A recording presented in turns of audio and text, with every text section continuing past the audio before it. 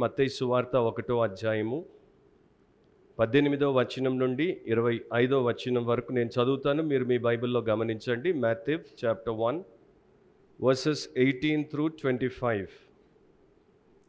యేసుక్రీస్తు జనన విధం ఎట్లనగా, ఆయన తల్లి అయిన మరియ యోసేపునకు ప్రదానము చేయబడిన తరువాత వారేకము కాకమునుపు ఆమె పరిశుద్ధాత్మ వలన గర్భవతిగా ఉండెను. ఆమె భర్త అయిన యోసేపు నీతిమంతుడై ఉండి ఆమెను అవమానపరచనొల్లక రహస్యముగా ఆమెను విడనాడ ఉద్దేశించెను. అతడు ఈ సంగతులను గూర్చి ఆలోచించుకొనుచుండగా, ఇదిగో ప్రభు దూత స్వప్నమందు అతనికి ప్రత్యక్షమై, దావీదు కుమారుడు అయిన యోసేపు, నీ భార్య అయిన మరియను చేర్చుకొనుటకు భయపడకుము. ఆమె గర్భము ధరించినది పరిశుద్ధాత్మ వలన కలిగినది.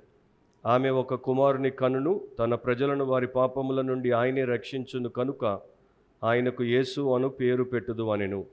ఇదిగో కన్యక గర్భవతి అయి కుమారుని కనును, ఆయనకు ఇమ్మానుయేలను పేరు పెట్టుదురు అని ప్రభు తన ప్రవక్త ద్వారా పలికిన మాట నెరవేరునట్లు ఇదంతయు జరిగాను.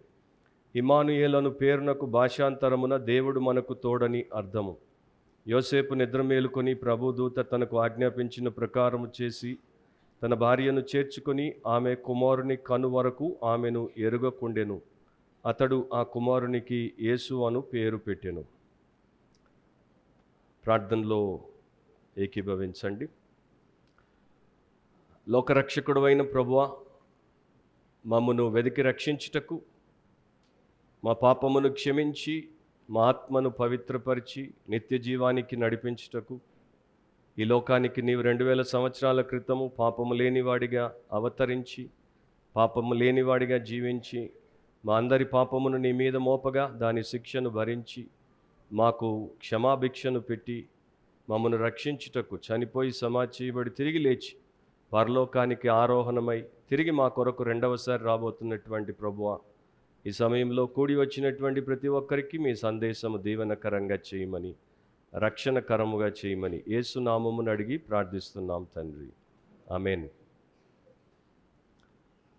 ప్రతి సంవత్సరము క్రిస్మస్ సమయంలో, క్రిస్మస్ మాసంలో గత 33 సంవత్సరాలుగా నేను అనేక ప్రాంతాల్లో సందేశాలు ఇస్తుంటాను, క్రిస్మస్ సందేశాలు ఇస్తుంటాను.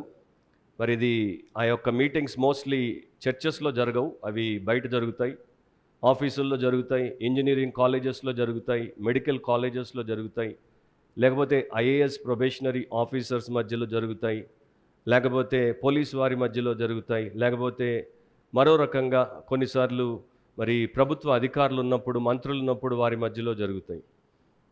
సందేశానికన్నా ముందు అక్కడికి వచ్చినటువంటి డిగ్నిటరీస్ ఎవరైతే ఉంటారో, గనులు ఎవరైతే ఉంటారో, వారు ఒక 3, 4, 5 గ్రీటింగ్స్ చెప్తారు.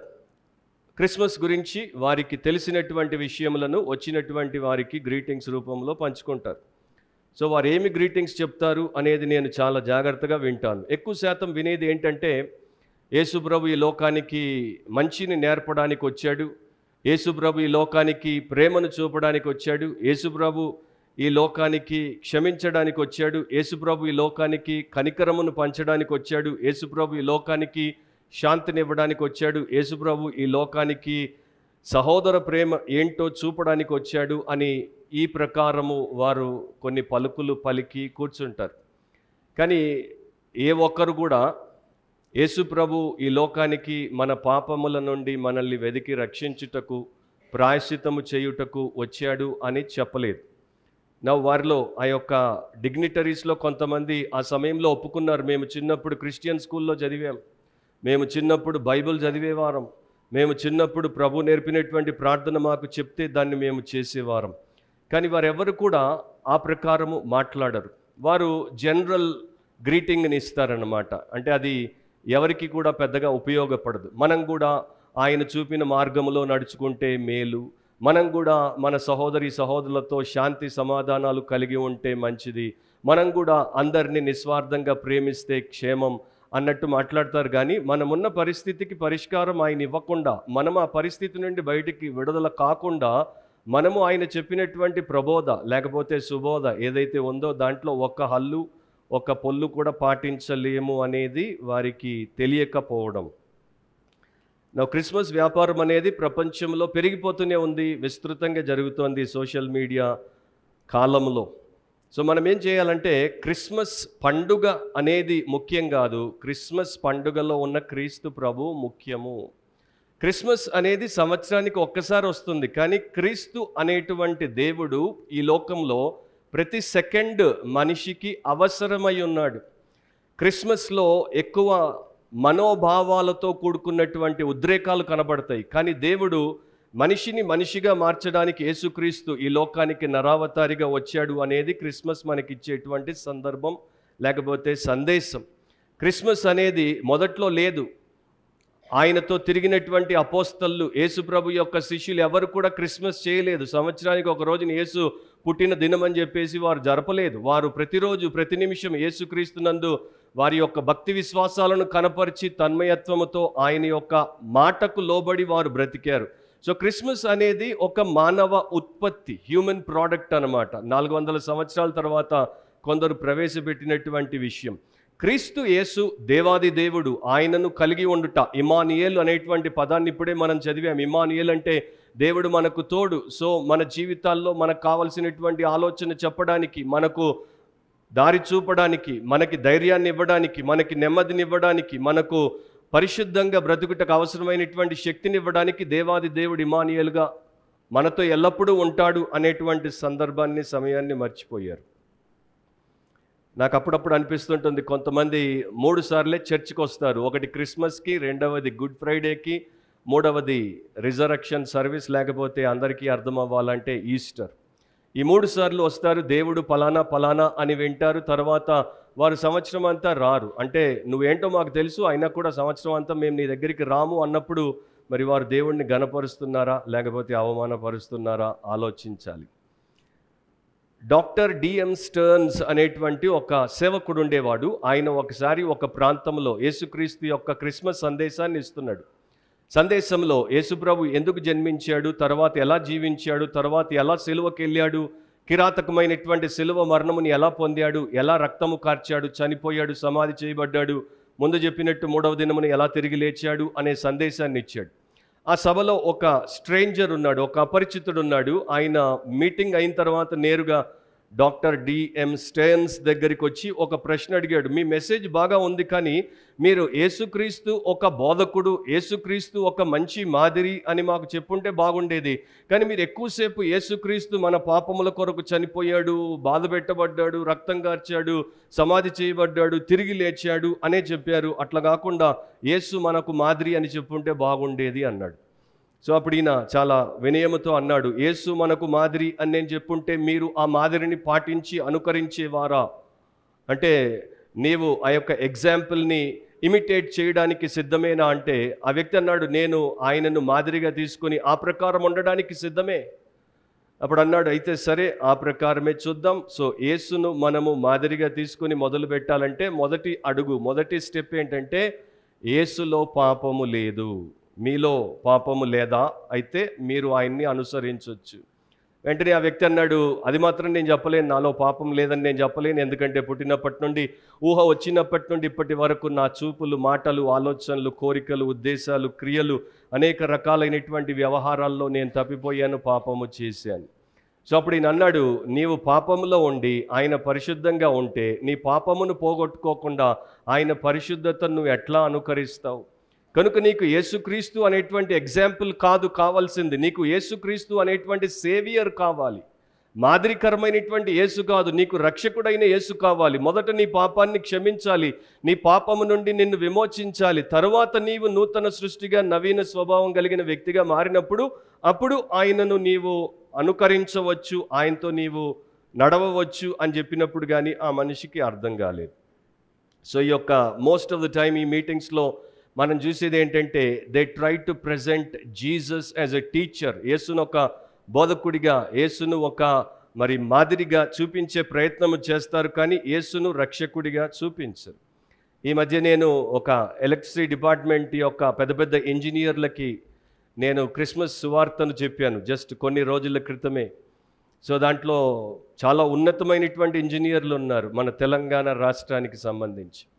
ఒక డిగ్నిటరీ అన్నాడు, క్రైస్తవులకి అతి పెద్ద పండుగ క్రిస్మస్ పండుగ. ఇంకేదో 2 మాటలు ఆయన చెప్పాడు. చెప్పిన తర్వాత కూర్చున్నాడు. నేను మెసేజ్ వచ్చినప్పుడు నేను చెప్పాను, నిజమైన క్రైస్తవులకు అతి పెద్ద విశేషం యేసుక్రీస్తు, పండుగ కాదన్నాను. ఆయన నా ముందే కూర్చున్నాడు అక్కడ. ఆయనకి తెలీదు, తెలిసినటువంటి నేను దాన్ని సరిచెయ్యాలి. ఇంజనీరింగ్ గురించి నాకు తెలియదు. నేను అక్కడ ఇంజనీరింగ్ గురించి ఏదైనా తప్పు చెప్పేస్తే ఆయన నన్ను కరెక్ట్ చేయాలి, అది ఆయన బాధ్యత. అదే ప్రకారము దేవుడి గురించి, బైబిల్ గురించి ఆయనకు తెలియదు. ఆయన ఏదో కామెంట్ చేస్తే అది తెలిసినటువంటి దేవుడి సేవకుడిగా నేను దాన్ని కరెక్ట్ చేయాలి. సో ఆ ప్రకారమే చేశాను. తర్వాత మెసేజ్ అయిన తర్వాత ఆయన్ని ఇతరులతో కలిసి వారందరికీ చెప్పి మరీ వెళ్ళాను. ఆయన నన్ను ఏమీ అనలేదు, ఎందుకంటే ఆయన బహుశా కరెక్షన్ని తీసుకుని ఉండొచ్చు. సో ఈ రోజున క్రిస్మస్ సందేశాన్ని గురించి మనం క్లుప్తంగా వింటున్నప్పుడు అసలు క్రిస్మస్లో ఉన్నటువంటి మూల భావం ఏంటి, మూల అర్థం ఏంటి, దాని వలన మనకు కలిగేటువంటి ప్రయోజనం ఏంటి అనేది మనకి తెలియాలి. నేను ఒక హైందవ కుటుంబంలో పుట్టాను. దాదాపు 35 సంవత్సరాలు అవ్వొస్తుంది నేను యేసు ప్రభువుని తెలుసుకుని ఆయనలో విశ్వాసం ఉంచి పాపక్షమాపణ పొంది రక్షించబడి. సో నాకు కూడా ఒకప్పుడు యేసు ప్రభు అంటే సరైనటువంటి అవగాహన లేదు గనుక ఏదేదో అనుకునేవాడిని. కానీ ఎప్పుడైతే నేను తెలుసుకున్నానో అప్పుడు నేను అన్నీ విడిచిపెట్టి ఆయన సేవకుడిని అయ్యాను, చర్చికి పాస్టర్ని అయ్యాను. సో ఈరోజు నేను 2 ప్రాముఖ్యమైనటువంటి సత్యాలు దేవుడి వాక్యం నుండి, దేవుడు ఏదైతే మనం తెలుసుకోవాలంటున్నాడో అది మీతో చెప్తాను. నా యొక్క మెసేజ్ టైటిల్ ఏంటంటే the Christmas blessing, the Christmas blessing, Christmas ఆశీర్వాదం, క్రిస్మస్ ఆశీర్వాదం. సో దాంట్లో మొదటిది ఏంటంటే ది అనౌన్స్మెంట్. సో క్రిస్మస్కి సంబంధించి మొట్టమొదటిసారి దేవుడు ఏం చేశాడంటే ప్రపంచం అంతటికి 2 రీతుల్లో ఆయన ఒక ప్రకటన చేయించాడు. మనం ఇప్పుడు ఇక్కడ బైబిల్లో ఉన్నటువంటి ఒక భాగాన్ని చదివాం. చాలా పరిశుద్ధమైనటువంటి, శ్రేష్టమైనటువంటి, సత్యముతో కూడుకున్నటువంటి, మనల్ని విమోచించేటువంటి భాగం అది. మత్తయి సువార్త 1వ అధ్యాయం 18 నుండి 25 వరకు.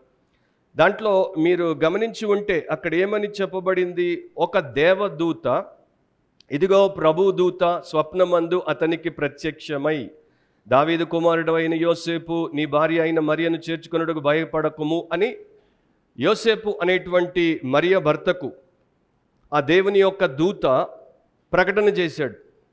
నా మరియ యోసేపులు వీరిద్దరు కూడా యూదులు, వీరిద్దరు ఇశ్రాయేలు దేశస్థులు. వీరిద్దరిని వారి కుటుంబీకులు అంటే వారి తల్లిదండ్రులు భార్యాభర్తలుగా చేద్దాం అనుకున్నారు. వారి సంస్కృతి సాంప్రదాయం ప్రకారం వారు వీరికి ప్రదానము చేశారు.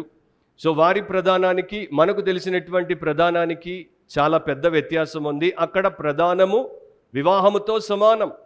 ఒకరికి ప్రదానమైన తర్వాత వారు వేరైపోవాలంటే విడాకులు తీసుకోవాలి. మన దగ్గర అట్లా కాదు. మన దగ్గర 10 మందితో ప్రదానాలు చేసుకొని చపా పెట్టకుండా వెళ్ళిపోయి ఇంకొకరిని పెళ్లి చేసుకోవచ్చు. సో 2 దేశాలు, 2 సంస్కృతులు వేరు వేరు. కాకపోతే వారు ప్రదానం చేయబడిన తర్వాత అమ్మాయి తల్లిదండ్రుల ఇంట్లో సంవత్సరం ఉంటుంది. తర్వాత వారిద్దరికీ అందరి ఎదుట మరొకసారి నిర్ధారణ చేసిన తర్వాత వారిని భార్యాభర్తలుగా వారి ఇంటికి పంపిస్తారు. సో వీరిద్దరికీ ప్రదానము జరిగింది. కానీ వారిద్దరూ భార్యాభర్తలుగా శారీరకంగా సంపర్కము చేయలేదు. అందుకనే అక్కడ మాట రాయబడి ఉంది, వారు ఏకము కాకమునుపు. మ్యారేజ్ అనేది కాన్సుమేట్ అవ్వలేదు, వారు ఏకము కాకమునుపు. ఇప్పుడు సమస్య ఏంటంటే యోసేపు మరియలు ఇద్దరు ఒకటి కాకమునుపు మరియ గర్భవతి అని యోసేపుకు తెలిసినప్పుడు ఆయన బాధపడిపోతున్నాడు, మదనపడిపోతున్నాడు. నాకు ప్రదానం చేయబడినటువంటి ఈమె నేను కలవకుండా ఈమె ఎట్లా కన్యక అయినటువంటి ఈమె ఎట్లా గర్భవతి అయిపోయింది అని బాధపడి ఆయన ఆమెను అవమానపరచకూడదని చెప్పేసి ఆమెను రహస్యంగా విడిచిపెడదామని ఆలోచించుకుని పడుకున్నప్పుడు ఆయనకి కలలో దేవదూత ప్రత్యక్షమై ఈ రకంగా చెప్పాడు. ఆయన అనుకుంటున్నాడు, నా భార్య నాతో కాకుండా ఇంకొక వ్యక్తితో పోయి ఉండాలి, అక్రమ సంతానము గర్భములో ఉండాలి. దేవదూత వచ్చి చెప్తున్నాడు, అక్రమ సంతానము కాదు, ఆమె పరిశుద్ధురాలు, ఆమె మీదికి పరిశుద్ధాత్మ వచ్చాడు కనుక, దేవుని ఆత్మ వచ్చాడు కనుక ఆమె గర్భవతి అయింది. ఆమె నుండి లోకానికి అద్భుతమైనటువంటి సంతానాన్ని దేవుడు తీసుకురాబోతున్నాడు. నువ్వు అనుకుంటున్నటువంటిది చాలా పెద్ద పొరపాటు. ఆమె నీ భార్య, ఆమె నీకు తప్ప మరొకడికి తన దేహమును కానీ హృదయమును కానీ ఇవ్వనటువంటి పరిశుద్ధురాలు కనుక ఆమెను చేర్చుకోవడానికి నీవు ఏ రకమైనటువంటి భయము సందేహము కలిగి ఉండొద్దన్నాడు. సో దేవుడి దూత ఇక్కడ 3 సత్యాలు చెప్పాడు. ఒకటి ఏంటి అంటే ఇదిగో ప్రభుదూత స్వప్నమందు అతనికి ప్రత్యక్షమై, దావీదు కుమారుడు అయిన యోసేపు, నీ భార్య అయిన మరియను చేర్చుకొనుటకు భయపడకము. ఇదిగో కన్యక గర్భవతి అయి కుమారుని కనును, ఆయనకు ఇమ్మానుయేలను పేరు పెట్టుదురు అని ప్రభు తన ప్రవక్త ద్వారా పలికిన మాట నెరవేరునట్లు ఇదంతా జరిగింది. సో ఈయన ఇశ్రాయేలీయుడు, ఈయనకి యూదా మతము, యూదా ధర్మశాస్త్రము అంతా తెలుసు. ఈయనకి ప్రవక్త అయినటువంటి యెషయా ఎవరో తెలుసు. దాదాపు 800 సంవత్సరాల క్రితము దేవుడు ఆ ప్రవక్త ద్వారా ఒక సత్యాన్ని ప్రకటింపజేశాడు. కన్యక గర్భములో ఇమ్మానుయేల్ అనేటువంటి నరావతారిగా దేవుడు జన్మిస్తాడు. సో దాని ప్రకారమే పరిశుద్ధాత్మ రావడం ద్వారా నీ భార్య అయిన మరియ బిడ్డకు జన్మనివ్వబోతోంది కనుక నీవు భయపడొద్దు అన్నాడు. రెండవది, అది అసాధారణమైనటువంటిది. మొదటిది ఏంటంటే ఆశ్చర్యకరమైనటువంటి సందేశమే కాదు, రెండవది అసాధారణమైనటువంటి సందేశం. ఒక స్త్రీ పురుషుల కలయిక వలన గర్భం అనేది జరుగుతుంది. కానీ ఇక్కడ దేవుని యొక్క ఆత్మ, పరిశుద్ధాత్మ ఈమె మీదికి వచ్చినప్పుడు అసాధారణమైన రీతిలో ఈమె గర్భవతి అయింది. దాంట్లో యోసేపు ప్రమేయం లేదు, దాంట్లో పురుషుని ప్రమేయం లేదు. అలా ఎందుకు జరగాల్సి వచ్చిందంటే, మనుషులు జన్మతా పాపులు, కర్మతా పాపులు, అంటే పుట్టుకతో పాపులు, తర్వాత వారి ప్రవర్తనంతా పాపమే. కనుక యేసుక్రీస్తు పాపము లేనివాడుగా లోకంలో జన్మించాలి గనుక, తండ్రి తల్లి కలిస్తే ఆ పాపముతోనే పుడతాడు గనుక, తండ్రి లేకుండా దేవుని యొక్క ఆత్మ ద్వారా పవిత్రమైనటువంటి తల్లి గర్భములో ఈయన పిండముగా పెట్టబడ్డాడు. తర్వాత నవమాసాలు మోసినప్పుడు ఈయన పుట్టాడు. కనుక అసాధారణమైన రీతిలో పరిశుద్ధాత్మ వలన ఈయన జన్మించాడు. 2 సార్లు ఆ భాగంలో ఆమె పరిశుద్ధాత్మ వలన గర్భవతిగా ఉండెను, ఆమె ధరించిన గర్భం పరిశుద్ధాత్మ వలన కలిగినది అని రాయబడింది. మూడవది ఏంటంటే సాల్విఫిక్. దూత ఏం చెప్పాడు? ఈయన రక్షణకరమైనటువంటి వ్యక్తి, ఈయన పేరు యేసు అని నీవు పెడతావు, ఎందుకంటే తన ప్రజలను వారి పాపముల నుండి ఆయనే రక్షించును గనుక ఆయనకు యేసు అను పేరు పెట్టదవు. సో ప్రజలకి ఉన్నటువంటి అతి పెద్ద సమస్య, ప్రజలకి ఉన్నటువంటి అతి పెద్ద పీడ, ఈ యొక్క సూర్యుని కింద ఉన్నటువంటి సమాజములన్నింటికి అందరికీ కూడా ఉన్నటువంటి అతి పెద్ద దురవస్థ ఏంటంటే వారి పాపము. దాంట్లో నుండి వారిని ఎవరు వేరు చేయలేరు, వారు వేరు అవ్వలేరు. కనుక ఈయన తన ప్రజలను వారి పాపముల నుండి రక్షిస్తాడు గనుక యేసు అంటే రక్షకుడు అని పేరు పెట్టమని చెప్పాడు. నా యేసు అనే పేరు జీసస్ అని, ఈషు అని, యాషువా అని రకరకాలుగా మనకి ప్రపంచంలో వినబడుతూ ఉంటుంది.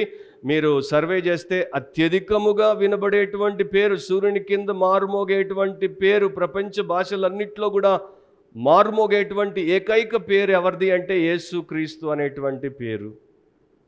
ఆయన్ని దీవించిన, ఆయన్ని దూషించిన చాలామంది వాడేటువంటి పేరు యేసు అనేటువంటి పేరు. మధురమైనటువంటి పేరు అది. మనిషి యొక్క జీవితాన్ని తలకిందులు చేసేటువంటి పేరది. మనిషి జీవితానికి అవసరమైనటువంటి పవిత్రమైనటువంటి పేరది. అన్ని నామముల కన్నా పైనామమైనటువంటి పేరది. ఆ పేరును దేవుడు కుమారుడు ధరించి లోకానికి వస్తాడు. ఒకప్పుడు బైబిల్లో ఆ దేవుడికి, అంటే యెషయా ప్రవక్త ద్వారా ఆయనకి ఇవ్వబడినటువంటి కొన్ని బిరుదులు ఏంటి అంటే, ఈయన ఆశ్చర్యకరుడు, ఈయన ఆలోచనకర్త, ఈయన బలమైన దేవుడు, ఈయన నిత్యుడగు తండ్రి, ఈయన సమాధానకర్తయగు అధిపతి. ఇవన్నీ మంచి పేర్లే, ఇవన్నీ మంచి ఉద్దేశాలతో ఉన్న పేర్లే, ఆయన చేసే కార్యాలే. కానీ అన్నిటికీ మించిన పేరు ఏంటి అంటే యేసు, రక్షకుడు అనేటువంటి పేరు. ఎందుకంటే దేవుడి వాక్యం బైబిల్లో అపోస్తలుల కార్యములు 4వ అధ్యాయం 12వ వచనంలో ఇట్లా రాయబడింది, మరి ఎవని వలనను రక్షణ కలుగదు, ఈ నామమునే మనము రక్షణ పొందవలెను గాని ఆకాశము క్రింద మనుషులలో ఇయ్యబడిన మరి ఏ నామమున రక్షణ పొందలేము. సో ఆకాశము కింద ప్రపంచ దేశాలన్నిట్లో ఉన్నటువంటి మానవ సమాజాలన్నీ కూడా పాపక్షమాపణ పొందాలి, ఆత్మరక్షణ పొందాలి, తిరిగి దేవుడితో సంధి చేయబడి సమాధానపరచబడాలి అంటే ఒకే ఒక నామం ఇవ్వబడింది, యేసు నామము. రక్షణకరమైన ఆ నామంలోనే వారు రక్షణ పొందుతారు. మరి ఏ నామమున రక్షణ పొందలేం. ఫర్ ఎగ్జాంపుల్, మనకి కోవిడ్ వచ్చింది. కోవిడ్ మనందరికీ తెలుసు. కోవిడ్ వచ్చినప్పుడు వారు చెప్పారు, ఈ ఒక్క వ్యాక్సినే మిమ్మల్ని కాపాడుతుంది. తర్వాత ఇంకోటి వచ్చింది, తర్వాత ఇంకోటి వచ్చింది, కానీ ఈ ఒక్క వ్యాక్సినే మిమ్మల్ని కాపాడుతుంది. ఒకవేళ ప్రపంచం అంతటికీ ఒక్క వ్యాక్సినే కోవిడ్ నుండి ప్రాణం పోకుండా రక్షిస్తుంది అని చెప్పుంటే ప్రపంచంలో అందరూ కూడా పరుగులు తీసి ఆ ఒక్క వ్యాక్సిన్ ఎంత ఖర్చైనా పెట్టి వేసుకునేవారు. అట్లాగే ఇప్పటికి కూడా వేసుకున్నారు చాలామంది. సో నీ రోగానికి ప్రపంచం అంతట్లో ఒకే మందు ఉంది అంటే ఆ మందునే వాడతాం మనం. నీ పాపానికి ఒక్కరి ద్వారానే క్షమాపణ, నీ పాపానికి ఒక్కరి ద్వారానే రక్షణ, నీ జీవిత సమస్యలంటికి ఒక్కరి ద్వారానే పరిష్కారం అన్నప్పుడు ఆయన్ని నమ్ముకోవడమే కదా మనకు ఉండాల్సినటువంటి వివేకం. సో ఇక్కడ ఒక వ్యక్తితో దేవుని దూత చేసినటువంటి ప్రకటనని చూసాము. అండ్ ఇంతకుముందు ఇంకొక బైబిల్ భాగాన్ని మనం చదివాం, లూకా సువార్త 2వ అధ్యాయం. ఇక్కడ కొంతమంది వ్యక్తులతో, అంటే ఒక గుంపుతో అదే దూత మరలా ప్రకటన చేశాడు, అనౌన్స్మెంట్ చేశాడు. ఏంటి ఆ యొక్క అనౌన్స్మెంట్? అయితే ఆ దూత, భయపడకుడి, ఇదిగో ప్రజలందరికీ కలుగుబో మహా సంతోషకరమైన సువర్తమానం నేను మీకు తెలియచేయుచున్నాను. సో ఈ సువర్తమానం ఎవరికి కలుగబోతోంది? ఇశ్రాయేలీయులకు, యూదులకు మాత్రమేనా? క్రైస్తవులకా? ఆ టైంలో క్రైస్తవులు లేనే లేరు. క్రైస్తవులు ఇంకొక 50 ఏళ్లకు కానీ ప్రపంచంలో ఉనికిలోనికి రాలేదు ఈ దూత ప్రకటించిన ప్రకటన సమయంలో. సో క్రైస్తవుడు అనేటువంటిది ఎవరికి తెలియనే లేదు. మరి ఎవరికి చెప్తున్నాడు? ఇదిగో ప్రజలందరికీ, అంటే ప్రపంచంలో ఉన్నటువంటి మనుషులుగా పుట్టినటువంటి ప్రతి ఒక్కరికి, ప్రతి నరుడికి, ప్రతి నారికి మహా సంతోషకరమైన సువర్తమానము నేను మీకు తెలియచేయుచున్నాను. దావీదు పట్టణమందు నేడు రక్షకుడు మీ కొరకు పుట్టి ఉన్నాడు, ఈయన ప్రభు అయిన క్రీస్తు. సో దావీదు పట్టణంలో మీ కొరకు రక్షకుడు పుట్టాడు, ముందుగా చెప్పబడినట్టే పుట్టాడు. అండ్ నా ప్రియమైనటువంటి సహోదరి సహోదరులారా, స్నేహితులారా, మనము ప్రకటనల మీద ఆధారపడి బ్రతికేటువంటి వారం. న్యూస్ పేపర్లో వచ్చినటువంటి ప్రకటనను మనం నమ్ముతాం, టెలివిజన్లో వారు చెప్పేటువంటి ప్రకటన మనం నమ్ముతాం, లేకపోతే బయట బజార్లో చూసేటువంటి బిల్ బోర్డు మీద, ఆ యొక్క హోర్డింగ్ మీద ఉన్న ప్రకటనని మనం నమ్ముతాం, లేకపోతే మన ప్రియులు మనకు ఇట్లా ప్రకటించారు నీకు తెలుసా అంటే మనం నమ్ముతాం. సోషల్ మీడియా నిండా ఎన్నో రకాలైనటువంటి అనౌన్స్మెంట్స్ని మనం నమ్ముతాం. వీటిని మీరు జాగ్రత్తగా ఆలోచిస్తే అధిక శాతము నిజమైనవి కావు, అధిక శాతము నమ్మదగినవి కావు, అధిక శాతము నిష్ప్రయోజనకరమైనవి. ఈ రోజున డిజిటల్ అరెస్ట్ గురించి, లేకపోతే నీకు డబ్బు వస్తుందని చెప్పి రకరకాల ప్రకటనలు మనుషుల్ని అంతగా మోసం చేస్తున్నాయి. బ్యాంకు అధికారులే చెప్తున్నారు, నీకు ఎవడైనా ఫోన్ చేసి నీవు అరెస్ట్ అయ్యావు, ఇదిగో పోలీస్ అధికారి, నీవు ఇంత డబ్బు నా ఖాతాలో వెయ్యాలంటే నమ్మొద్దు అంటే దాన్ని నమ్మి ఎంతమంది కోట్లు కోల్పోయారు. కొంతమంది ఈ యొక్క పెళ్లి సంబంధాలకి కొన్ని మ్యాట్రిమోనియల్ వెబ్సైట్స్లో పెట్టుకున్నారు. వాడికి ఆల్రెడీ పెళ్ళై నలుగురిని వదిలేశాడు, వాడు మళ్ళా పెట్టుకున్నాడు, నేను ఇప్పుడే ముక్కు పచ్చలారని పెళ్లి కొడుకుని. అమ్మాయి అంటే ఏంటో నాకు తెలియదు, నేను పెద్ద ఉద్యోగిని, నా దగ్గర 5 కోట్ల ఆస్తి ఉంది, నన్ను పెళ్లి చేసుకోవడానికంటే 30, 60, 70, 100 అప్లికేషన్లు అమ్మాయిలు వేసేస్తున్నారు, ప్రకటన నమ్మేస్తున్నారు. నా పాయింట్ ఏంటంటే కొన్ని ఇంపార్టెంట్ ప్రకటనలు, కొన్ని ముఖ్యమైనవే, ప్రభుత్వం ఇచ్చినప్పుడు లేకపోతే వైద్య రంగం ఇచ్చినప్పుడు అట్లాంటివి ముఖ్యమైనవే, కానీ కొన్ని ముఖ్యమైనవి కావు. ఎక్కువ శాతం నమ్మదగనివి, ఎక్కువ శాతం మనకి ఉపయోగపడనివి, ఎక్కువ శాతం మనము ఆధారము చేసుకోకూడనివి, కానీ వాటిని సులువుగా నమ్ముతాము. మనుషులు పాపాత్ములు చేసేటువంటి ప్రకటనలు నమ్ముతాము, కానీ పరలోకము నుండి దేవదూత వచ్చి చేసినటువంటి ప్రకటన, ప్రపంచంలో కోట్ల మంది నమ్మినటువంటి ప్రకటనని నమ్మడానికి మనకి కష్టము. అంటే భూలోకం మనకిచ్చేటువంటి ప్రకటనలు మన జీవితానికి పునాదులుగా చేసుకుంటాం, కానీ పరలోకం నుండి మనకు వచ్చినటువంటి ప్రకటన నమ్మకపోతే మనము వివేకము కలిగినటువంటి వారమేనా? దేవదూతలు, పరిశుద్ధమైనటువంటి దూతలు, దేవుడి యొక్క సందేశాలు మోసుకొని వచ్చేవారు, అట్లా వారు వచ్చి ప్రకటన చేశారు, రక్షణకి సంబంధించి ప్రకటన చేశారు. మనిషి యొక్క నిజమైనటువంటి పరిస్థితి ఏంటో ఎత్తి చూపి దానికి పరిష్కారానికి సంబంధించిన ప్రకటన చేశారు. సో ఆ యొక్క యోసేపు నమ్మాడు, ఆమెను చేర్చుకున్నాడు, ఆమె బిడ్డను కనేంత వరకు ఆయన ఆమెతో సంపర్కము చేయలేదు. తర్వాత ఆ బిడ్డకు యేసు అని పేరు పెట్టాడు. ఇక్కడ ఈ గొల్లలు, వీరికి చదువు లేదు, వీరికి పెద్ద జ్ఞానం లేదు, అయినా కూడా వీరు దేవదూత చెప్పిన సత్యాన్ని నమ్మారు, పోయి ఆ శిశువును చూశారు, తర్వాత బయటికి పోయి అందరికీ దాన్ని ప్రకటించారు, దేవుడికి స్తోత్రం చేశారు. సో ఆ మొదటి వారు ఎట్లా దేవదూత యొక్క ప్రకటనని నమ్మారో మనం కూడా అట్లాగే దేవదూత యొక్క ప్రకటనని నమ్మితే దీవించబడతాం, దేవుడిచ్చిన ప్రకటన నమ్మితే దీవించబడతాం. ఈ మధ్య మన దేశంలో అనేక రకాలైనటువంటి విదేశీ బ్రాండ్ కార్లు అమ్ముతున్నారు. దాంట్లో ఒక ఖరీదైనటువంటి బ్రాండ్ కారు పోర్షే, లేకపోతే పోర్షా అంటారు. దాని యొక్క మినిమం ధర ₹1,00,00,000. అది మొదటి కారు ₹1,00,00,000, తర్వాత 2 కోట్లు 5 కోట్లు అట్లా ఉంటుంది. ఆ యొక్క ఫౌండర్ మనవడు, ఆ కంపెనీ యొక్క ఫౌండర్ యొక్క మనవడు ఎఫ్ఏ పోర్షా అనేటువంటి వ్యక్తి ఒక డిజైన్ కంపెనీ తయారు చేశాడు, పోర్షా డిజైన్ అని. ఆయన 75వ వార్షికోత్సవం సందర్భంగా ఏం చేశారంటే అడ్వెంట్ క్యాలెండర్ అనేటువంటి ఒక క్యాలెండర్ని వారు రిలీజ్ చేశారు. అడ్వెంట్ అంటే యేసు యొక్క రాకడకి సంబంధించి. సో క్రిస్మస్ క్యాలెండర్ అనుకోండి సింపుల్గా చెప్పాలంటే. దాంట్లో ఆయన డిజైన్ చేసినటువంటి 24 రకాలైనటువంటి వస్తువులు ఉన్నాయి. ఆ వస్తువులు మరి ఆయన అనేక రకాలుగా విచిత్రమైన ఎవరు చేయలేనటువంటి వస్తువులు, designer sunglasses, running shoes, షర్ట్కి కోట్కి పెట్టే cuff link, gold watch, complete kitchen, speed boat, ఇట్లాంటివన్నీ చేశాడు. సో అవి ఉన్నాయి దాంట్లో. అండ్ ఆ యొక్క క్యాలెండర్ ధర ఎంత తెలుసా? దాంట్లో ఉన్న ఐటమ్ కాదు, క్యాలెండర్ కొనాలంటే £1,000,000 చెల్లించాలి. లండన్ హెరోడ్స్ అనేటువంటి సూపర్ స్టార్ మార్కెట్లో దాన్ని పెట్టాడు. సో కొంతమంది దాని గురించి మాట్లాడినప్పుడు అన్నారు, ఇది క్రిస్మస్ క్యాలెండర్ అంటున్నాడు, 24 వస్తువులు పెట్టాడు, దీంట్లో యేసుక్రీస్తు ఎక్కడ లేడే, అండ్ దానికి ధర ఎంత? £1,000,000 అయినా కొన్నారు. 5 రిలీజ్ అయ్యాయి క్యాలెండర్లు, £5,000,000 పెట్టి కొనేశారు. అంటే ఈ రోజున ప్రకటన ఎట్లా ఉందంటే, క్రిస్మస్లో క్రైస్ట్ని తీసేసి ఎక్స్మస్ పెట్టారు. ఎక్స్ అంటే ఎవడు? మన పేరుని ఎవడైనా తీసేసి ఎక్స్ అంటే, సో అట్లా అర్థము లేనటువంటి ప్రకటనలన్నింటినీ మనం నమ్మేస్తాం. కానీ దేవుడు తన దూతల ద్వారా ఇచ్చినటువంటి ప్రకటన మన ప్రస్తుత జీవితానికి, తర్వాత మన నిత్యత్వానికి అవసరమైనటువంటి ప్రకటనని మనం నమ్మకపోవడం అనేది విషాదకరం. సో యేసుప్రభు కారణజన్ముడు, యేసుప్రభు కన్యగర్భాన్ని జన్మించాడు. యేసుప్రభు ద్వారానే మన యొక్క ప్రతి విధమైనటువంటి సమస్యకి పరిష్కారం. పాపం మూల సమస్య అన్నమాట. దాన్ని పరిష్కరిస్తే ప్రతి సమస్య పోతుంది. కానీ మనం ఏం చేస్తామంటే, మూల సమస్యను పరిష్కరించుకోకుండా మనకున్న చిన్న చితక సమస్యల పరిష్కారం కోసం ప్రయాసపడుతుంటాం, పరుగులు తీస్తుంటాం. So Jesus was born to die. ఆయన జన్మించింది మరణించడానికి. మనం మరణించకుండా తిరిగి జన్మించడానికి ఆయన జన్మించి మరణించాడు. లేకపోతే ఒక భక్తుడు అన్నట్టు, ఈ లోకంలో నీ ఒక్కసారి జన్మిస్తే 2 సార్లు చచ్చిపోతావు, శారీరకంగా చచ్చిపోతావు, మంటిలో కలిసిపోతావు.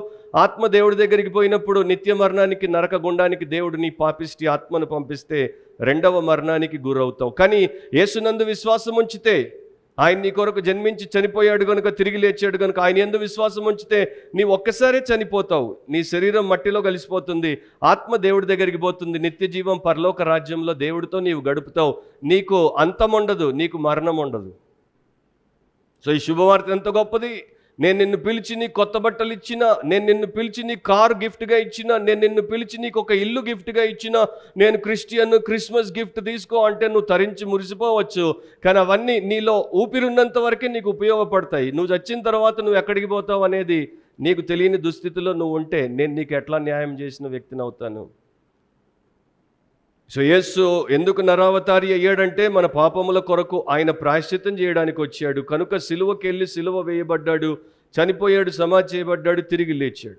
ఒక భక్తుడు ఇట్లా రాశాడు, యేసు ప్రభువులో మాత్రమే ఉన్నవి, మనుషుల్లో ఎవరిలో లేనివి. ఒకటి ఇన్నసెన్స్, అమాయకత్వం. అమాయకత్వం అనేది యేసు ప్రభులోనే ఉంది, ఏ మనిషిలో లేదు. మనం అంటాం, ఆ పసికందు ఎంత అమాయకంగా కనబడుతున్నాడు. అమాయకంగా కనబడుతున్నాడు, అమాయకుడు కాదు. వాడు అమాయకుడు కాదు.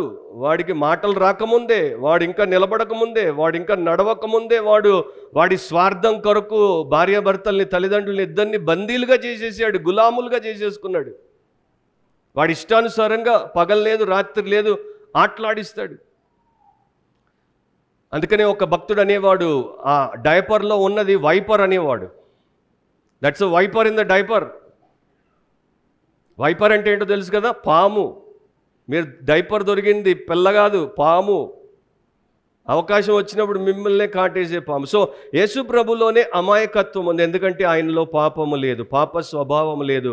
ఇక ప్రతి శిశువు పాప స్వభావముతో ఉన్నాడు కనుక అబద్ధము చెప్తాడు, మోసం చేస్తాడు, దొంగతనం చేస్తాడు, అన్ని పాపాలు చేస్తాడు.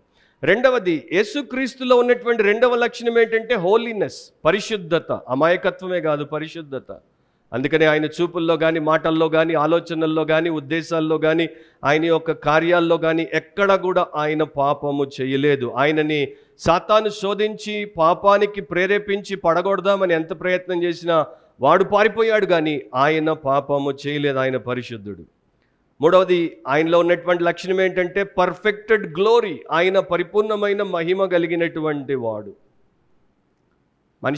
ప్రతి మనిషికి నేను బాగా కనపడాలనేటువంటి ఒక కోరిక ఉంటుంది. అందుకనే మనము మరి అద్దం ముందుకు వస్తాము, మనల్ని మనము బాగు చేసుకుంటాము, చక్కగా తయారవుతాం, ముస్తాబ్ అవుతాము. ప్రపంచంలో అధికమైనటువంటి వ్యాపారం ఏంటి అంటే కాస్మెటిక్ ఇండస్ట్రీ. మనం వాడేటువంటి పౌడర్లు, డియోడ్రెంట్లు, సెంట్లు, సోపులు, బ్రష్లు, మస్కరాలు, కంట్లో పెట్టేవి, ముక్కులో పెట్టేవి, చెవులో పెట్టేవి. Billions and trillions of dollars వ్యాపారం అది. ఎందుకంటే మనిషి ప్రతి ఒక్కడు మంచిగా కనపడాలనుకుంటాడు. అందం ఉన్న అందం లేకపోయినా బయటికి బాగా కనపడాలి. శరీరము అట్లా ఉంచుకోవడం మంచిదే, ఆ లక్షణం మంచిదే. కానీ శరీరం అట్లా ఉంటే సరిపోతుందా? ఏ దేవుడైతే నిన్ను సృష్టించాడో ఆయన పరిశుద్ధుడు గనుక ఆయన ఎదుట నీ ఆత్మ పాపముతో, నీ హృదయం పాపముతో, నీ మనసు పాపముతో, నీ వ్యక్తిత్వం పాపముతో, నీలో ఉన్నటువంటి సమస్తం పాపంతో ఉంటే ఆయనకి నీవు పరిశుద్ధంగా కనపడవు. సో ఒక నరుడు ఎట్లా ఉండాలని దేవుడు ఉద్దేశించాడో ఆ ప్రకారం యేసు ఉన్నాడు. కనుకనే కొండ మీద రూపాంతరం పొందినప్పుడు ఆయన నిజస్వరూపాన్ని ఆ ముగ్గురు శిష్యులు చూశారు. వారు ఆశ్చర్యపోయారు. ఆయన మానవుడు ఇట్లా ఉండాలి అని దేవుడు వారికి చూపించాడు. ఒక భక్తుడు ఒక వ్యక్తికి జరిగినటువంటి అనుభవం గురించి రాశాడు క్రిస్టియన్ ప్రైమర్ అనేటువంటి పుస్తకంలో. ఇతడు క్రైస్తవుడు కాదు, ఇతని భార్య క్రైస్తవురాలు. సో 25 డిసెంబర్ క్రిస్మస్ సర్వీస్కి ఆమె యొక్క పిల్లలు ఆరాధనకి వెళ్తూ ఆమె ఈయన్ని కూడా అడిగింది, ఎప్పుడు రారు మీరు? సంవత్సరం అంతా ఎట్లాగూ రారు, ఎవ్రీ సండే రారు, కనీసం 25th అయినా క్రిస్మస్ రోజు అయినా వస్తే మంచిది కదా, దీవెన కదా. అంటే ఆయన అన్నాడు, అసలు ఫస్ట్ ఆఫ్ ఆల్ క్రిస్మసే నేను నమ్మను, దేవుడు నరుడయ్యాడంటేనే నేను నమ్మను, ఇన్కార్నేషన్ నరావతారం అన్న దాని మీద నాకు బొత్తిగా విశ్వాసమే లేదు. నేనెందుకు వచ్చి అక్కడ 2 గంటలు టైం వేస్ట్ చేయాలా? నేను నీకు అభ్యంతరం చెప్పట్లేదు, నువ్వు పిల్లలు పొండి నన్ను ఉండనీయండి అన్నాడు. వాళ్ళు వెళ్ళిపోయారు. ఈయన ఉన్నాడు, పేపర్ చదువుకుంటున్నాడు. సో కాసేపు అయిన తర్వాత అక్కడ ఈయన యొక్క కిటికీ అద్దానికి శబ్దం అవుతోంది, ఏదో తాకిడి.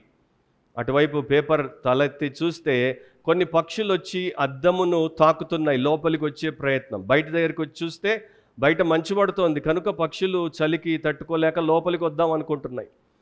ఓకే, వీటికి సహాయం అవసరం అని చెప్పేసి ఆయన ఏమనుకున్నాడు, సరే వీటిని నేను లోపలికి తీసుకుని వస్తానని చెప్పి తలుపు తీసి రండి రండి అని పిలుస్తుంటే అవి వెనక్కి వెళ్ళిపోతున్నాయి కానీ లోపలికి రావట్లేదు. అయ్యో, ఇవి నన్ను చూసి భయపడిపోతున్నాయి, ఇవన్నీ చిన్న చిన్న పిచ్చుకలు, నేనేమో ఇంత భారీ మనిషిని, నన్ను చూసి వింతైన జీవం అనుకుంటున్నాయి, భయపడిపోతున్నాయి అని చెప్పేసి లోపలికి పోయి దానా తెచ్చాడు. అక్కడ డోర్ దగ్గర వేసి లోపల దాకా వేసి రండి రండి అన్నా కూడా అవి రావట్లేదు. అప్పుడు ఆయనకు అనిపించింది, నేను ఒక పిచ్చుకనై వీటికి పోయి చెప్తే కానీ ఇవి నమ్మవు, రావు, వీటికి నేను సహాయము చేయలేను అన్నప్పుడు అప్పుడే వెనకాల చర్చ్ గంటలు మోగుతున్నాయి, టంగ్ టంగ్ టంగ్ అని. అప్పుడు ఈయనకు అర్థమైంది, నేను ఒక పిచ్చుకనైతే కానీ పిచ్చుకలకు సహాయం చేయలేనని ఎట్లా అనుకుంటున్నానో, దేవుడు దేవుడిగా ఉంటే మాకు అర్థమయ్యేవాడు కాదు, దేవుడు ఒక నరుడిగా అయ్యాడు కనుకనే మాకు మా సమస్య ఏంటో అర్థమవుతుంది. యేసుక్రీస్తు 2000 సంవత్సరాల క్రితం కన్య గర్భాన నరావతారిగా జన్మించిన దేవుడు, ఆయన నేను ఎంత తూలనాడానని చెప్పి మోకాళ్ళ మీద పడి ప్రార్థన చేసి చర్చికి పరిగెత్తాడంట. సో ఒక నరుడిగా యేసు ప్రభు ఉంటే మనకి సహాయం చేయలేడు, ఆయన ఒక దేవుడిగా ఉంటే మనకి సహాయం చేయడు. అందుకనే ఆయన నరుడైన దేవుడిగా, ఇన్కార్నేట్ గాడ్గా, నరావతారిగా, ఈరోజు మనం పాడేం చూడండి, ఆ స్త్రీ యేసు మానవ జన్మ ఎత్తాడు. ఆ రకంగా మనకి ఆయన నిజమైనటువంటి విమోచన ఇవ్వగలడు, రక్షణ ఇవ్వగలడు.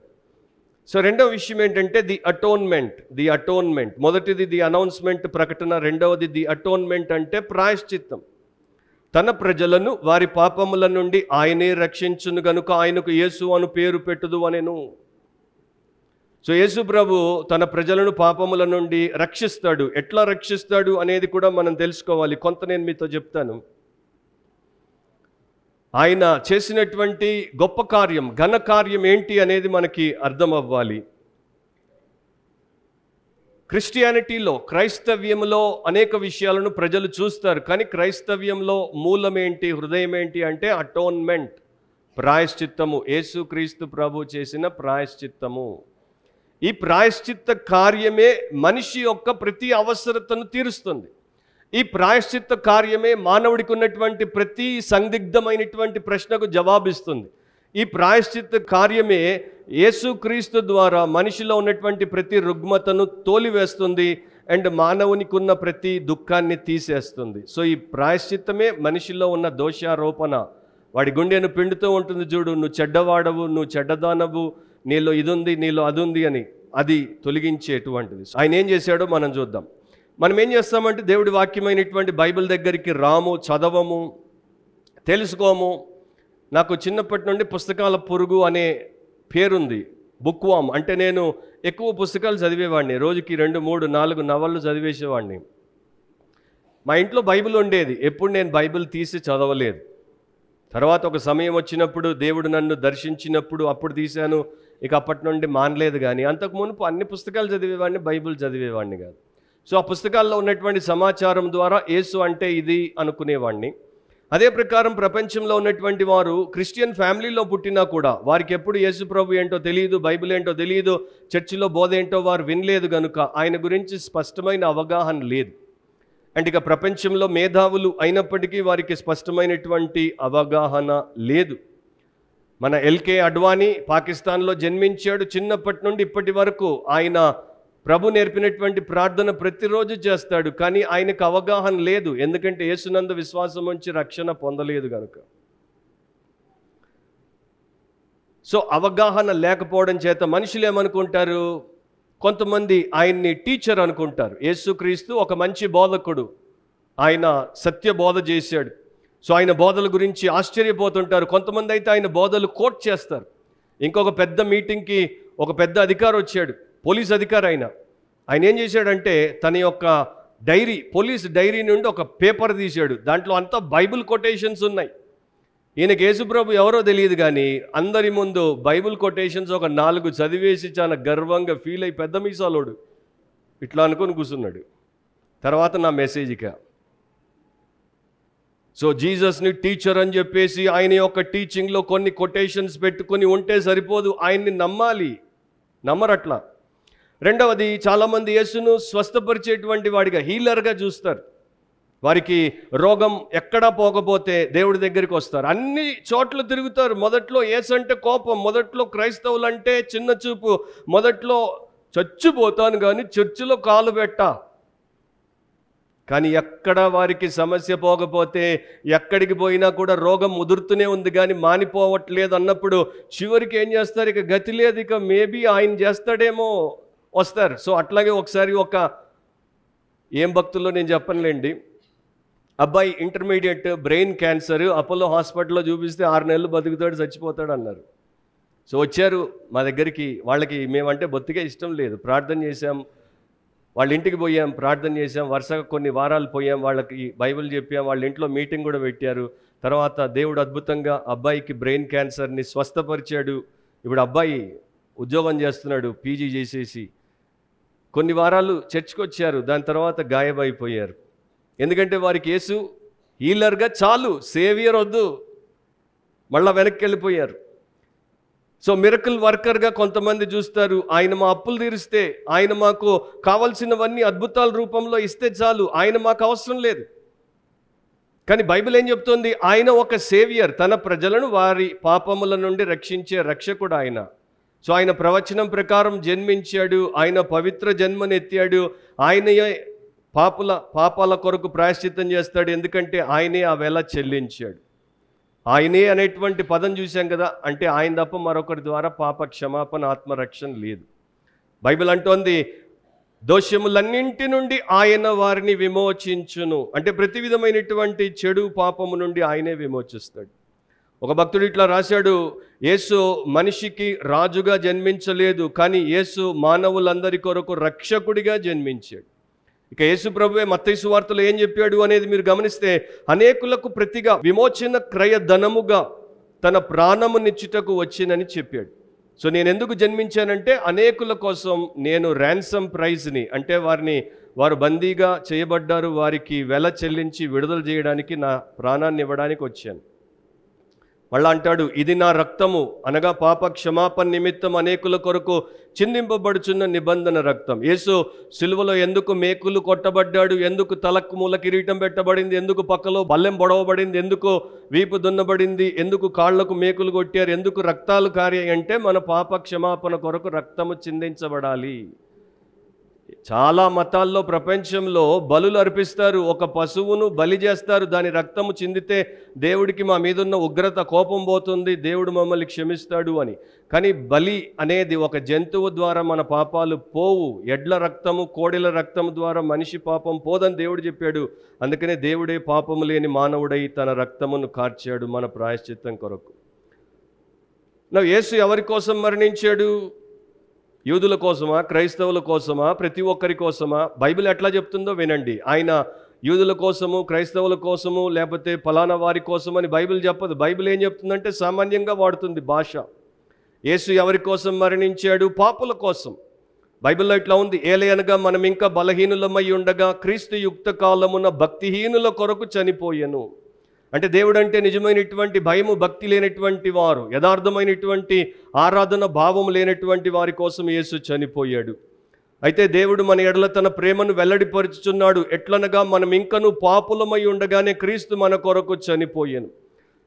సో అది గమనించండి. మనం ఇంకా భక్తిహీనులమై ఉన్నప్పుడు, మనం ఇంకా పాపులమై ఉన్నప్పుడు, ఏలయనగా శత్రువులమై ఉండగా అంటే మనం ఇంకా దేవుడికి శత్రువులమై ఉన్నప్పుడు ఆయన కుమారుని మరణము ద్వారా మనము దేవుడితో సమాధానపరచబడిన ఎడల సమాధానపరచబడిన వారమై ఆయన జీవించుట చేత మరి నిశ్చయముగా రక్షింపబడుదుము.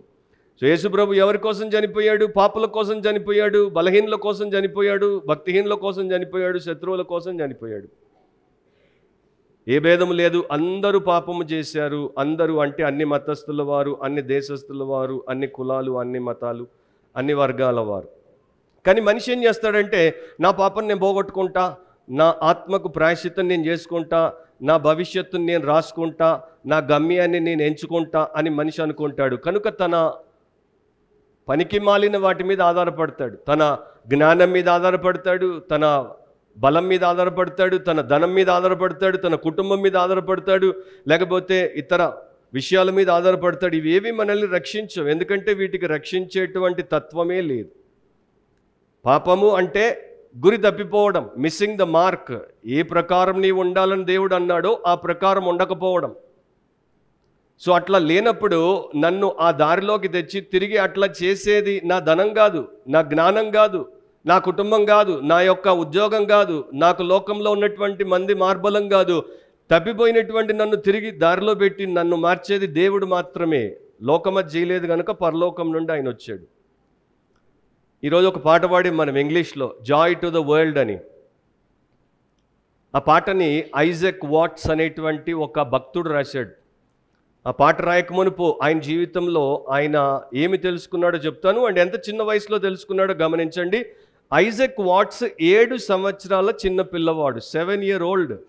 ఇది దాదాపు 250 years ago, 250 సంవత్సరాల క్రితం. అప్పుడు ఇంటర్నెట్ లేదు, టెలివిజన్ లేదు, అప్పుడు సోషల్ మీడియా లేదు, ప్రపంచం అంతా ఆయన ముందుంది తెలుసుకోవడానికని. 7 సంవత్సరాల ఐజాక్ వాట్స్, ఐజాక్ ISAAC అనేటువంటి తన పేరును యాక్రాస్టిక్గా, అంటే పేరులో ఉన్న ఒక్కొక్క అక్షరాన్ని తీసుకొని ఇట్లా రాసి ఆ అక్షరానికి అర్థం చెప్పాడు. ఏమని చెప్పాడు? ఇంగ్లీష్లో ఇట్లా చెప్పాడు, మళ్ళీ తెలుగులో కూడా చెప్తాను. ఐ అంటే I am a vile polluted lump of earth. 7 పిల్లోడు ఏమంటున్నాడు చూడండి, నేను ఒక అసహ్యమైన మట్టి ముద్దను, అంటే పాపిష్టి మట్టి ముద్దను అంటున్నాడు. ఎస్ అంటే so I have continued ever since my birth. అదే ప్రకారం పుట్టినప్పటి నుండి నేను అసహ్యమైన మట్టి ముద్దగా, పాపిగా బ్రతుకుతున్నాను. ఏ అంటే although Jehovah grace does give me, దేవుడు నాకు కృపనిచ్చినప్పటికీ. రెండవ ఏ అంటే assure this monster Satan will deceive me, ఈ యొక్క పిశాచి సాతాను నన్ను మోసగిస్తాడన్నది నాకు తెలుసు. సి చివరి అక్షరానికి ఏమన్నాడు? Come Lord from Satan's claws relieve me, రా ప్రభువా సాతాను యొక్క పంజాల్లో నుండి నన్ను విడిపించు. 7 సంవత్సరాల చిన్నపిల్లాడు 250 సంవత్సరాల క్రితం తెలుసుకున్నటువంటి జీవన సత్యం, పారమార్థిక సత్యం ఈరోజు నీకు 80 ఏళ్ళు వచ్చినా నీకు అర్థం కావట్లేదంటే, ఈ టెక్నాలజికలీ అడ్వాన్స్డ్ లోకంలో నీవు బ్రతుకుతూ నీకు తెలియట్లేదంటే నిన్ను నీవు నమ్ముకోవచ్చా? ఆల్రెడీ నట్టేట మునిగి ఉన్నావు. సో పాపుల కొరకు, భక్తిహీనుల కొరకు, శత్రువుల కొరకు చనిపోయాడు. దేనికోసం చనిపోయాడు అంటే వారి పాపాల కోసం, మన పాపాల కోసం అని బైబిల్ చెప్తోంది. ఇట్లా రాయబడింది బైబిల్లో, లేఖనముల ప్రకారం క్రీస్తు మన పాపముల నిమిత్తం మృతి పొందెను, సమాధి చేయబడెను, లేఖనముల ప్రకారం 3వ దినమున లేపబడెను. లేఖనం అంటే దేవుడి వాక్యం, పరిశుద్ధమైనటువంటి దేవుడి యొక్క వాక్యం. ఇది దేవుడు రాసిన మాట. దీని ప్రకారం దేవుడు చెప్తున్నటువంటి సత్యం ఏంటంటే ఆయన మన పాపముల కొరకు చనిపోయాడు, సమాధి చేయబడ్డాడు, తిరిగి లేచాడు. ఇప్పుడు పాపం అనేది ఏంటి అంటే, నేను చూసింది నాకు పాపము అని సరిగ్గా అనిపించకపోవచ్చు, దాని యొక్క నిజస్వరూపం నాకు కనబడకపోవచ్చు. కానీ దేవుడు దాన్ని ఎట్లా చూస్తాడో, నేను అట్లా చూసినప్పుడు దాని యొక్క తీవ్రత ఏంటో నాకు అర్థమవుతుంది. ఒక దొంగకి దొంగతనం తప్పు కాదు, కానీ ఒక పోలీస్ అధికారికి అది పెద్ద తప్పు, నేరం. కనుక వాడిని పట్టి జైల్లో పెడతాడు. అట్లాగే పాపాత్ముడికి పాపం పాపంగా అనిపించట్లేదు, కానీ పరిశుద్ధమైన దేవుడికి, వాడిని అందుకోసం సృష్టించినటువంటి దేవుడికి అది ఎంత ఘోరమో తెలుస్తోంది. సో పాపం ఎంత భయంకరమైందంటే, సైనైడ్ విషం కన్నా ప్రమాదకరమైనది, క్యాన్సర్ రోగము కన్నా భయంకరమైనది, హిట్లర్ అనేటువంటి హంతకుడి కన్నా దుర్మార్గకరమైనటువంటిది పాపం. మరి ఆ పాపం నుండి మనల్ని ఎట్లా రక్షించాలి? ఎవరు రక్షించాలి? కనుక యేసుక్రీస్తు ఈ లోకానికి వచ్చాడు. ఇది రోజు రోజు మనల్ని పట్టి పీడ్చేటువంటి పాపం. చదవడుతుంది, ఇంటికి చెక్కను తినేస్తుంది, లోపల నుండి తినేస్తుంది. బయట డెకరేషన్ అట్లాగే ఉంటుంది. మా ఇంట్లో నాకు ఒక మంచి అనుభవం ఉంది. కిచెన్ అంతా కూడా చక్కగా చేసి పెట్టారు మా ఇంటి యజమాని. కొత్త ఇల్లది. చెద లోపల నుండి మొదలైంది, తినుకుంటూ వచ్చేసింది. తర్వాత ఒక్కొక్కటి మేము ఊడబీకుతూ పోతే, ఇప్పుడు మీరు మా కిచెన్కి వస్తే కాలు పెట్టారు కిచెన్లో. అంత చండాలంగా ఉంటుంది అది. ఎందుకంటే పైన పటారం, లోన లొటారం. పైకి మనం చాలా బాగా కనిపించవచ్చు, మర్యాదస్తులుగా ఉండొచ్చు, గౌరవప్రదమైన వారిగా ఉండొచ్చు, భక్తి శ్రద్ధలు కలిగి పూజా పునస్కారాలు చేసేటువంటిగా, ప్రార్థనలు నమాజులు చేసేవారిగా మనం కనిపించవచ్చు, అంతా నీతిమంతులు అనుకోవచ్చు. కానీ లోపల ఎంత నీచత్వం ఉందో మనకి, దేవుడికి తెలుసు కదా. సో ఆ పాపం నుండి ఎవరు రక్షిస్తారు? సో పాపం యొక్క దోషారోపణ నుండి రక్షించాలి, పాపం యొక్క శాపము నుండి రక్షించాలి, పాపం వలన వచ్చేటువంటి పర్యావసానం నిత్య మరణం నుండి రక్షించాలి. అంటే ప్రతిరోజు పాపం మనకు సమాధానం లేకుండా అనేక రకాల నుండి మనల్ని, అంటే అన్ని దీవెనల నుండి మనల్ని వేరు చేసి పిండి చేస్తుంది. దాని నుండి మనం రక్షించబడాలి.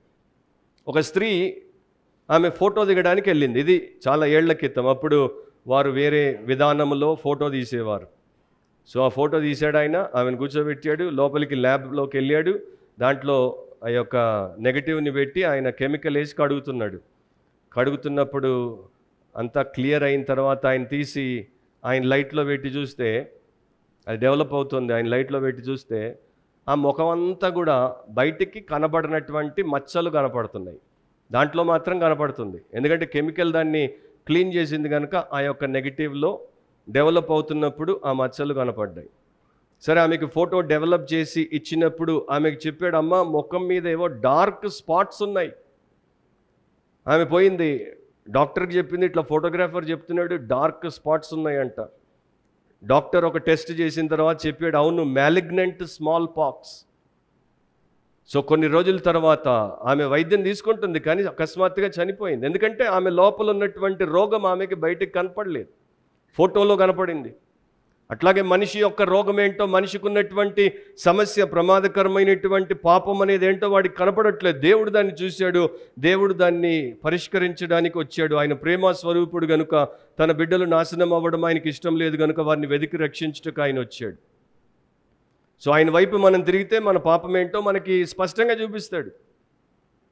ఆఫ్రికా దేశంలో ఒక తెగ ఉండేది, వాళ్ళకి ఎప్పుడూ వారు తెల్లవారిని చూడలేదు. సో వాళ్ళకి ఎప్పుడు తెల్లవారు కనబడలేదు కనుక తెలుపు అంటే ఏంటో వాళ్ళకి తెలియదు, అండ్ వాళ్ళు నల్లగా ఉన్నారని తెలియదు. ఒకసారి ఒక అమెరికన్ వాళ్ళ మధ్యలోకి వచ్చాడు. వాడిని చూడగానే వీడు ఎక్కడి నుండి వచ్చాడా, మనలాగా లీడే అనుకున్నారు, ఎందుకంటే అంత తెల్లగా ఉన్నాడు. సో వాడిని చూసిన తర్వాత వెంటనే వీడు అన్నాడు, వీడిలాగా నువ్వు లేవు, వీడి రంగు వేరు నీ రంగు వేరు. వాడన్నాడు, నువ్వు కూడా లేవు. సో అప్పుడు ఫస్ట్ టైం వారికి అర్థమైంది. ఆ తెల్లాయని చెప్పాడు, ఇది వైట్, నువ్వు బ్లాకు అని. సో బ్లాకులకి వైట్ మ్యాన్ని చూసినప్పుడు మేము బ్లాక్ అని తెలిసింది. పాపులకి యేసుక్రీస్తు అనేటువంటి దేవుడు నరుడిగా వచ్చి 33.5 సంవత్సరాలు పాపం లేకుండా బ్రతికి మనిషి అంటే ఇట్లా బ్రతకాలని దేవుడు చూపిస్తున్నాడని చూపించినప్పుడు కానీ వీళ్ళకి తెలియదు. అందుకని మనం యేసుని చూసినప్పుడు, యేసు మాటల్ని విన్నప్పుడు, యేసు వ్యవహారమును చూసినప్పుడు, యేసు చేసినటువంటి కార్యములను చూసినప్పుడు మనమేంటి అనేది మనకు అర్థమవుతుంది. సో ప్రభు లోకానికి ఎందుకు వచ్చాడు? ఆయనే చెప్పినటువంటి మాట ప్రకారం ఆయన యుగముల సమాప్తి యందు తన్ను తానే బలిగా అర్పించుకొనుట వలన పాప నివారణ చేయుటకై ఒక్కసారే ప్రత్యక్షపరచబడెను. సో 2000 సంవత్సరాల క్రితం ఎందుకు వచ్చాడంటే యుగములు సమాప్తం అయిపోతున్నాయి, ఈ లోకానికి ఇంకెక్కువ సమయం లేదు, అంతం త్వరలో రాబోతుంది కనుక కరెక్ట్ టైంకి వచ్చాడు, తన్ను తానే బలిగా అర్పించుకున్నాడు, అందరి పాపమునకు నివారణ చేయడానికి ఒక్కసారే అది చేసేసాడు. పాప క్షమాపణకి ఒక్కసారి బలియాగం ఇచ్చేసాడు, అది చాలు. ప్రతి సంవత్సరం మనం పోయి ఆటలు కోయాల్సిన పని లేదు. ఒకప్పుడు నేను ఆ పని చేసేవాడిని. పాపములను తీసివేయుటకై ఆయన ప్రత్యక్షమాయనని మీకు తెలియను, ఆయన యందు పాపమేమీ లేదు. సో ఆయన మన పాపాన్ని మోసాడు, మనమందరము గొర్రెల వలె త్రోవ తప్పిపోతుంది, మనలో ప్రతివాడును తనకిష్టమైన త్రోవకు తొలిగెను. యెహోవా అంటే దేవుడు అందరి దోషమును అతని మీద మోపెను. ఇప్పుడు వినండి, అతడు తన్ను తానే అపరాధ పరిహారార్థ బలి చేయగా ఆయన ప్రాయశ్చిత్తార్థముగా అప్పగించుకున్నాడు. మనమాయన యందు దేవుని నీతి అగునట్లు పాపం మెరుగని ఆయనను మన కోసము పాపముగా చేశాను. దేవుడు తన స్వంత కుమారుణ్ణి పాప శరీరాకారముతో అంటే మనుష్యాకారంతో పంపి ఆ శరీరమందు పాపమునకు శిక్ష విధించెను. సో యేసు సిలువలో ఎందుకు అంత కిరాతకంగా చంపబడ్డాడు? యేసు అట్లా ఎందుకు అయ్యాడంటే అక్కడ మన పాపమును దేవుడు ఆయన దేహం మీద శిక్షించాడు. అండ్ నాకు ఇష్టమైన మాట, పాపముల విషయంలో శుద్ధీకరణ తానే చేసి, అన్ని పాపాలు అందరి పాపాల కోసం శుద్ధీకరణ ఆయనే చేశాడు గనుక ఆయన మనకి రక్షకుడు. ఆయన నీకు రక్షకుడా? నాకైతే 35 ఏళ్ళు అవుతుంది రక్షకుడై. నాకు ఈత రాదు, నేను నీటిలో పడి మునిగిపోతున్నప్పుడు నేను కోరుకోవాల్సింది ఏంటంటే నన్ను ఎవరైనా బయటికి లాగి రక్షించాలి. నేను అగ్ని ప్రమాదంలో ఉన్నప్పుడు నాకు ఉండాల్సినటువంటి కోరిక ఏంటంటే నన్ను ఎవడైనా బయటికి తీసుకుని వచ్చి రక్షించాలి. సడన్గా నా ముందుకి కోబ్రా వచ్చిందనుకోండి, నాగుపాము వచ్చిందనుకోండి, నాకు ఏం చేయాలో తెలియదు. ఎందుకంటే నేను పాములు పట్టేవాడిని కాదు, పాపుల్ని పట్టేవాడిని. అట్లాంటప్పుడు పాములు పట్టేవారు ఉంటారు చూడండి, నిపుణులు, వారు నాకు సహాయం చేయాలి. సో పాపము నుండి నన్ను నేను బయట వేసుకోలేను గనుక పాపుల రక్షకుడైన యేసు నాకు అవసరం. స్పర్జన్ ఇట్లా అనేవాడు, నీలో ఉన్న నీతి నిన్ను జైలుకు పోకుండా కాపాడుతుంది, కానీ నీ పాపము నిన్ను నరకానికి తీసుకుపోతుంది, ఖాయంగా తీసుకుపోతుంది. దాంట్లో నుండి యేసుక్రీస్తు యొక్క పవిత్ర రక్తమే, ప్రాయశ్చిత్తమే నిన్ను కాపాడుతుంది. సో ఆలోచించు, నీ నీతి నిన్ను జైలుకు పోనివ్వకుండా కాపాడుతుంది, కానీ నీ నీతి నిన్ను నరకానికి పోనివ్వకుండా కాపాడదు, అగ్ని గంధకాలతో మండే గుండానికి పోనివ్వకుండా కాపాడదు. యేసుక్రీస్తు ఆయన యొక్క ప్రాయశ్చిత్త కార్యమే కాపాడుతుంది. ముగిస్తున్నాను. క్రిస్మస్ అనేటువంటి దానికి ఆ యాక్రోనిమ్కి ఎవరో ఇట్లా అర్థం చెప్పారు. Christmas CHIRSTMAS. సో దాంట్లో సికి క్రైస్ట్, హెచ్కి హ్యాజ్, ఆర్కి రిజన్, ఐకి ఇండీడ్, ఎస్కి సో, టీకి దట్, ఎంకి మెన్ అండ్ విమెన్, ఏకి ఆర్ సేవ్డ్. సో క్రిస్మస్ అంటే ఏంటి? Christ has risen indeed so that men and women are saved. That is Christmas. Christmas అంటే మనం చూసేటువంటి పండుగ సంబంధమైనటువంటి అంశాలు కావు. క్రిస్మస్ అంటే యేసుక్రీస్తు. ఒక మిషనరీ కుటుంబం ఒకరింటికి భోజనానికి వచ్చింది. అది వారి దేశం కాదు, వారి ప్రాంతం కాదు. సో మిషనరీ భార్య తన చిన్న పిల్లోడికి చెప్తుంది, చేతులు బాగా కడుక్కొనిరా, జర్మ్స్ ఉంటాయి. జర్మ్స్ అంటే సూక్ష్మ క్రిములు. చేతులు బాగా కడుక్కొని వచ్చి కూర్చొని భోజనం చేయి. వాడికి విసుకొచ్చేసింది, కోపం వచ్చేసింది. వాడు అందరి ముందు ఏమన్నాడు తెలుసా? ఎప్పుడు చూసినా నువ్వు germs Jesus, germs Jesus, germs Jesus అంటావు, ఇద్దరిని నేను చూడలేదు. అంటే ఎప్పుడు సూక్ష్మ క్రిములు యేసు, సూక్ష్మ క్రిములు యేసు, సూక్ష్మ క్రిములు యేసు, ఇద్దరిని నేను చూడలేదు. అంటే సూక్ష్మ క్రిములు లేవనా? యేసు లేడనా? మనం ఏంటి అంటే సూక్ష్మ క్రిముల నిలయం. మనం పైనుండి కింది దాకా మన బాడీలో ట్రిలియన్ జర్మ్స్ ఉంటాయి. అవి లేకపోతే మనం బతకలేమంట. మనల్ని చంపే వాటి నుండి ఈ మంచి సూక్ష్మక్రిములు, బ్యాక్టీరియా మనల్ని కాపాడుతున్నాయి. సో ఇప్పుడు మనం ఏమనుకోవాలి, దీన్ని ఎట్లా మనం తీసుకోవాలంటే, ఎప్పుడు చూసినా ఈ క్రైస్తవులు మీరు పాపులు ఆయన రక్షకుడు, మీరు పాపులు ఆయన రక్షకుడు, మీరు పాపులు ఆయన రక్షకుడు అని చెప్తుంటారు. ఇంకోటి లేదు. నేను అనుకున్నాను అట్లా ఒకప్పుడు. సో సూక్ష్మక్రిములు లేవు అని అనడానికి వీల్లేదు, అట్లాగే నేను పాపము లేని వాడను అనడానికి వీల్లేదు. అది నాకు కనబడట్లేదు కనుక అది అవాస్తవమన్ను. అట్లాగే యేసు కూడా అవాస్తవమన్ను. ఆయన చరిత్ర పురుషుడు, మన చరిత్రలు మార్చడానికి అవతరించినటువంటి దేవాది దేవుడు. సో ఆయన త్వరలో తిరిగి రాబోతున్నాడు. ఆయన వచ్చినప్పుడు ఆయన యందు విశ్వాసం ఉంచి పాప క్షమాపణ పొంది రక్షింపబడిన వారిని పరలోక రాజ్యానికి, నిత్య జీవానికి తీసుకెళ్తాడు. అలా చేయని వారిని అందరినీ కూడా వారు చేసిన అపరాధాలకి, పాపాలకి శిక్ష విధించి నిత్య నరకానికి పంపిస్తాడు. సో తలంచండి, నేను మీ కొరకు ప్రార్థన చేస్తాను. మీరు క్రైస్తవ కుటుంబంలో పుట్టినా, క్రైస్తవ చర్చికి వచ్చినా, లేకపోతే ఇంతవరకు ఎప్పుడు క్రైస్తవ సందేశాన్ని, క్రిస్మస్ సందేశాన్ని, యేసుక్రీస్తు ప్రభు యొక్క శుభవర్తమానాన్ని, సువార్తను వినకపోయినా, దేవుడు మనకిచ్చిన ఈ ధన్యమైనటువంటి సమయంలో ఇది మనం విన్నాం. ఒకటి, ది అనౌన్స్మెంట్, ప్రకటన, దేవదూతల ద్వారా దేవుడు ప్రపంచంలో ఉన్న ప్రతి మనిషికి చేయించిన ప్రకటన. రెండవది ప్రాయశ్చిత్తం, దేవుని కుమారుడు, పాపుల రక్షకుడు, నరావతారం ఎత్తినటువంటి శ్రీ యేసు మనందరి నిమిత్తము చేసినటువంటి ప్రాయశ్చిత్త కార్యం. అవి తిరుగులేనివి, అవే మనల్ని రక్షించేవి. సో ఆ ప్రకటనని నేను నమ్ముతాను, ఆ ప్రాయశ్చిత్తాన్ని నేను అంగీకరిస్తాను. మరి నేనేం చేయాలి అంటే సింపుల్. ప్రభు అయిన యేసుక్రీస్తు నా స్థానాన్ని సిలువలో తీసుకున్నాడు, నాకు బదులు ఆయన బలయ్యాడు. నా పాపాన్ని ఆయన మీద మోపినప్పుడు దాని శిక్ష నేను కాక ఆయన భరించాడు. ఆయన దేహం చీల్చబడింది, ఆయన రక్తం, పవిత్ర రక్తం చిందింపబడింది. నేను చావాల్సింది, ఆయన నా స్థానంలో నా కొరకు, నా బదులు నాలాగా చనిపోయాడు. ఆయన ముందే చెప్పినట్టు 3 దినాలు సమాధిలో ఉన్నాడు, తిరిగి లేచాడు. అండ్ ఆయన నన్ను పిలుస్తున్నాడు, ప్రయాసపడి భారం మోసుకొని వచ్చిన సమస్త జనులారా నా యొద్దకు రండి, నేను మీకు విశ్రాంతినిస్తాను.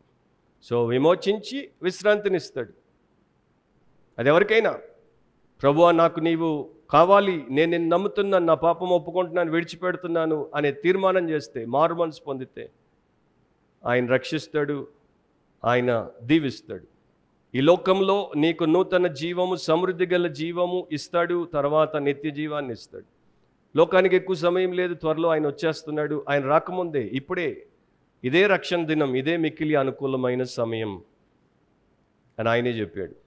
ప్రేమగల మా తండ్రి, ఈరోజు మీరు మాకు మరొకసారి మీ యొక్క సత్య సువార్తను వినడానికి, మీ యొక్క జన్మకు మా జన్మలు, మా జీవితాలు ఎట్లా ముడిపెట్టబడి ఉన్నాయో తెలుసుకోవడానికి, మీరే మాకు జీవం, మీరే మాకు జయం, మీ ద్వారానే మాకు సమస్తం అనేటువంటి ఆ వాస్తవికతలోనికి మమ్మల్ని మీరు తీసుకురావడానికి ఇచ్చిన ధన్యత, అవకాశం కొరకు మీకు స్తోత్రం.